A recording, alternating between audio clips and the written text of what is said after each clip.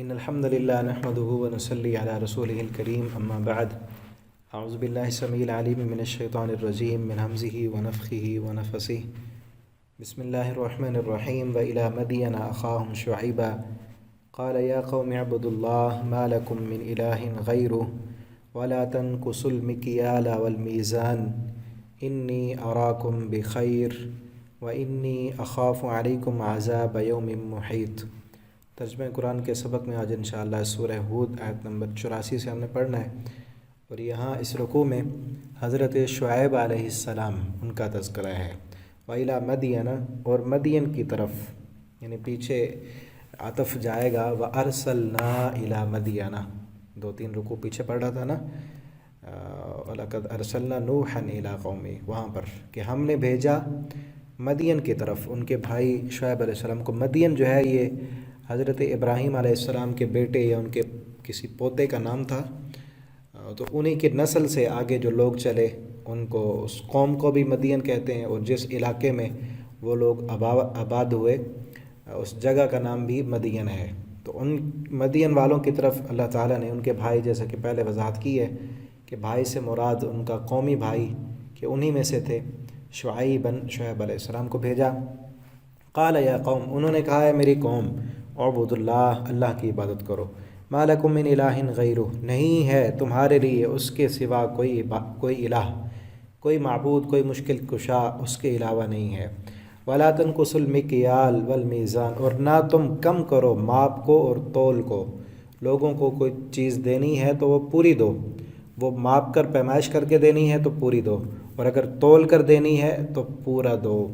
اب یہاں دیکھیں پچھلے جو 2-3 انبیاء کے واقعات ہیں، ہر نبی کی جو دعوت تھی، سب سے پہلی دعوت وہ دعوت توحید تھی۔ اس کے بعد اس قوم کی جو سب سے بڑی خرابی ہوتی اس کا ذکر کیا جاتا۔ اب پہلی دعوت توحید ہے، اور آخر میں ان سے کہا کہ کیا کرو کہ لوگوں کے حقوق العباد جو ہیں وہ پورا کرو، اور ان کے لوگوں کے مال ان کو پورا دو۔ لیکن آج ہم دیکھیں اگر امت مسلمہ کے اندر ہر قوم کے اندر الگ الگ خرابیاں تھیں، وہ ساری خرابیاں ہمارے اندر موجود ہیں۔ پچھلے 2-3 واقعات ہم نے پڑھے، وہ خرابیاں بھی یہاں موجود ہیں، اور یہ بھی ناپ تول میں کمی کرنا، ان کے لیے وعید اللہ تعالیٰ نے بیان کی ہے سورہ مطففین کے اندر کہ ویل للمطففین الذین اذا اکتالوا علی الناس یستوفون، کہ ویل ہے، جہنم کی وادی ہے، ہلاکت ہے ان لوگوں کے لیے مطفف جو ناپ تول میں کمی کرتے ہیں۔ لوگوں کو مال جب دیتے ہیں تو پورا نہیں دیتے، اور جب لینا ہوتا ہے پھر پورا لیتے ہیں۔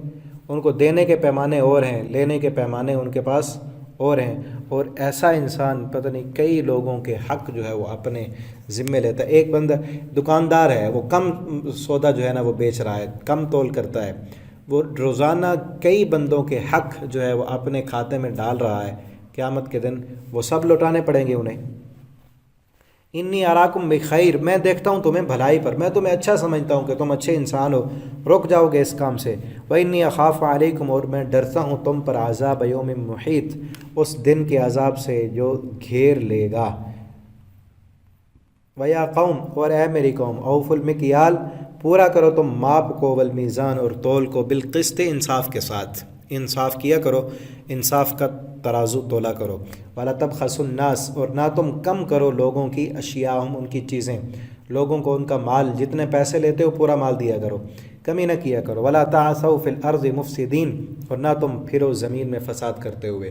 یہ کام جو ہے لوگوں کو ان کی چیزیں کم دینا، ان کے حق پر قبضہ کرنا، یہ فساد کرنے والا کام ہے۔ جب اگلے بندے کو پتہ چلے گا کہ فلاں انسان میرے ساتھ دھوکہ کر رہا ہے، فراڈ کر رہا ہے، میرا حق پورا نہیں دے رہا، تو وہ لڑے گا، لڑائیاں ہوگی، فساد ہوگی۔ آج زمین پر فساد، لڑائیاں، جھگڑے زیادہ تر انہی وجہ سے ہوتے ہیں کہ ایک دوسرے کے حق نہیں دیا جا رہا ہوتا، تو وہ اپنے حقوق کی جنگ لڑ رہا ہوتا ہے کہ مجھے میرا حق نہیں دیا جا رہا۔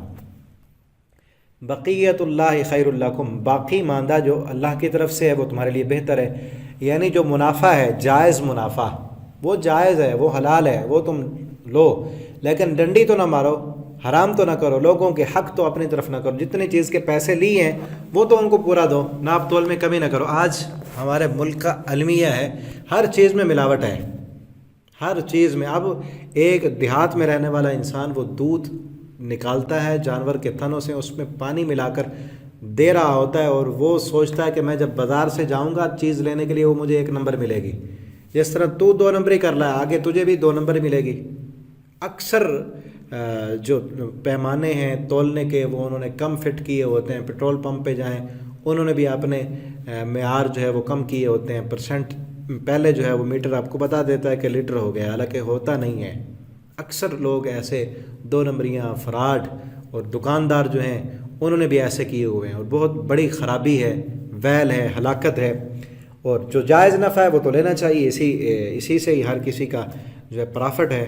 آخر ایک انسان اس نے دکان بنائی ہے یا اس نے کوئی بھی کام کیا ہے اسی لیے بیٹھا ہے نا کہ اس کو منافع ہو، تو جائز منافع جو ہے وہ بہتر ہے۔ ان کنتم مومنین، اگر تم اللہ پر ایمان رکھتے ہو کہ آخرت ہے، حساب ہے، اللہ نے پوچھنا ہے، وما انا علیکم بحفیظ، اور میں تم پر کوئی نگران نہیں ہوں۔ اگر تمہارا ایمان ہے اللہ سے ڈرتے ہوئے یہ کام چھوڑ دو، اور لوگوں کو ان کا حق جو ہے وہ پورا دیا کرو۔ اب اس کے بعد شعیب علیہ السلام کی قوم کا کیا رد عمل تھا، انہوں نے کیا کیا، وہ آگے اگلے سبق میں ہم پڑھیں گے۔ اللہ تعالی ہمیں قرآن پڑھنے، سمجھنے، اس کے مطابق عمل کرنے کی توفیق دیں۔ والسلام علیکم ورحمۃ اللہ۔